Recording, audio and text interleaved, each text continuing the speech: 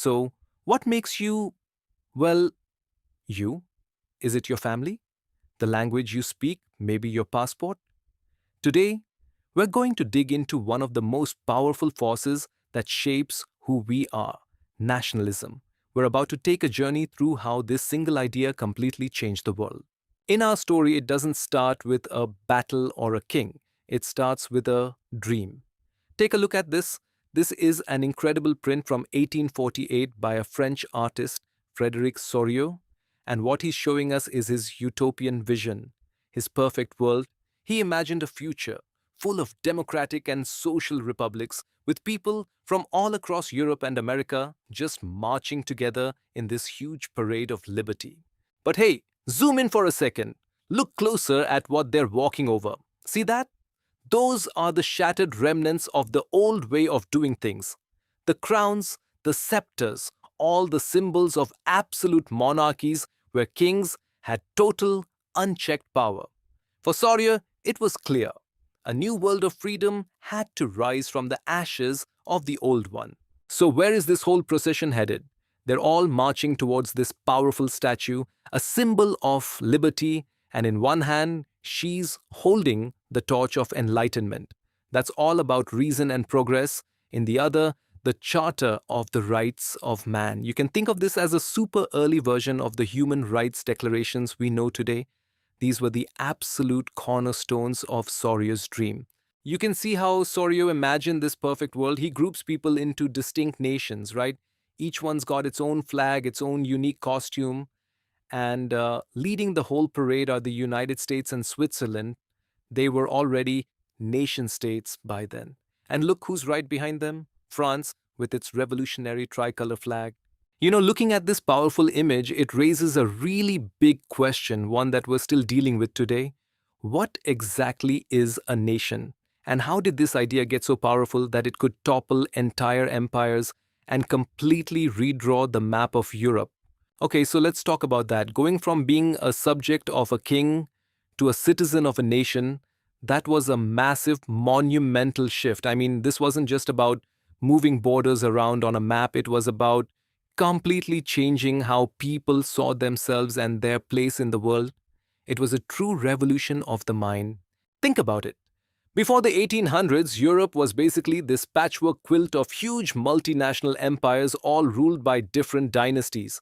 You could have one emperor ruling over tons of different peoples who spoke different languages, had totally different cultures. The nation state then was this radical revolutionary idea that the people, bound together by a common identity, should be the ones to rule themselves. So, what's the glue, right? What holds a nation together? Well, a French philosopher named Ernest Renan had a pretty brilliant take on this. He said, look, it's not just about sharing a language or living on the same piece of land. A nation, he argued, is a daily plebiscite. It's like a vote that happens every single day where people collectively choose to belong. It's this ongoing commitment to a shared life, one that's built on a shared past and a shared vision for the future. Pretty powerful stuff. Okay, so we have this powerful idea, but where did it first catch fire, the spark that set all of Europe ablaze? Well, that was the French Revolution of 1789. It's hard to imagine now, but before the revolution, France didn't belong to the French people. It belonged to the king. But in 1789, everything got turned on its head. Power was literally ripped away from the monarch and handed over to the people. From that moment on, the French people declared that they were the nation and they would be the ones to shape their own destiny. Okay, but think about this. How do you actually do that? How do you take a whole country of diverse people with different traditions and dialects and forge them into a single national identity? Well, the French revolutionaries had a plan, and it was brilliant and, you could say, pretty ruthless. They were incredibly strategic about this whole thing. First, new symbols. Out went the old royal flag and in came the tricolor. This wasn't just changing a piece of cloth, it was a huge psychological break from the past.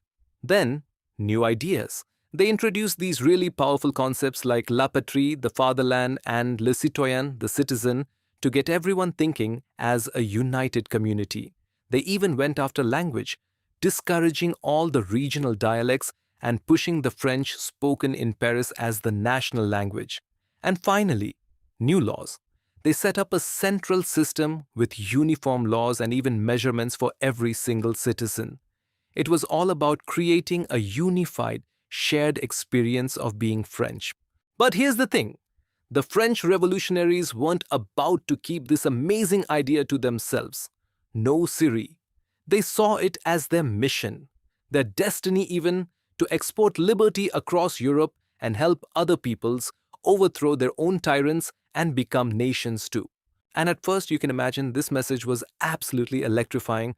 All across Europe, students, intellectuals, they started forming these so called Jacobin clubs, inspired by what was happening in France. I mean, this German almanac cover from the time just captures that excitement perfectly.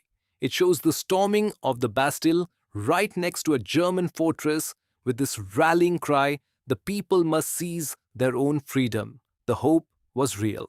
But that dream of liberation, well, it pretty quickly soured. When Napoleon's armies actually marched across Europe, they didn't bring the freedom they promised. Instead, what people got was censorship, crushing new taxes, and, maybe worst of all, being forced to fight and die in the French army. And this comparison right here just captures that bitter irony perfectly.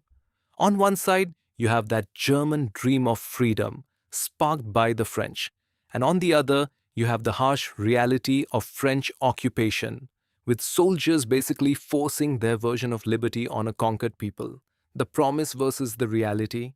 And you know what? In a classic case of unintended consequences, Napoleon's conquest actually fueled the very nationalism he was trying to stamp out. See, by trying to make everyone French, he ended up just reminding them of all the ways they weren't French. This caricature is just brilliant. It shows Napoleon as a postman losing all the territories he once delivered to himself after his massive defeat in 1813. And that brings us right back to where we started, back to Sorio's hopeful vision. Remember, he painted this in 1848, right in the middle of all this revolutionary chaos and war. It's really a testament to the enduring power of that dream. A dream of a world of free and united nations. So Sorio saw nationalism as this incredible force for unity and freedom.